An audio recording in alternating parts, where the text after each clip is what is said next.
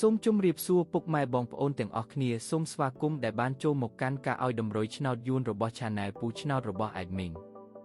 ថ្ងៃនេះ Admin មានលេខល្អៗសម្រាប់ចែកជូនពុកម៉ែបងប្អូនទាំងអស់គ្នាយកទៅផ្សងសំណាងឆ្នោតយួនថ្ងៃទី12ខែឧសភាឆ្នាំ2026 Admin មានលេខតូចនិងលេខធំសម្រាប់ចែកជូនពុកម៉ែបងប្អូនទាំងអស់គ្នាដោយមិនគិតថ្លៃនោះទេ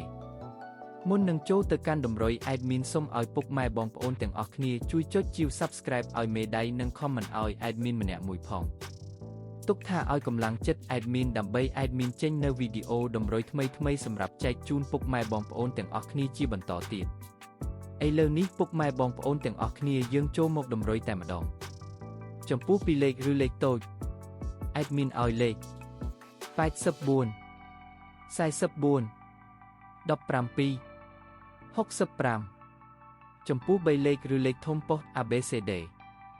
Admin ឲ្យលេខ345គុណនិង716គុណឬឯលេខអូសខ្ទង់ Admin ក៏ឲ្យដូចគ្នា Admin ឲ្យអូសលេខ10អូសនិង60អូសឥឡូវនេះតម្រុយរបស់យើងបានដល់ទីបញ្ចប់ហើយ Admin សូមជូនពរពុកម៉ែបងប្អូនទាំងអស់គ្នាដែលបានយកលេខតម្រុយ Admin ទៅចាក់ផ្សងសំណាង Admin សូមជូនពរឲ្យចាក់ត្រូវទាំងលេខតូចនិងលេខធំហេងលុយចូលទាំងអស់គ្នាជួបគ្នាថ្ងៃស្អែកជាមួយ Admin និងតម្រុយថ្មីជាបន្តទៀតសូមជម្រាបលា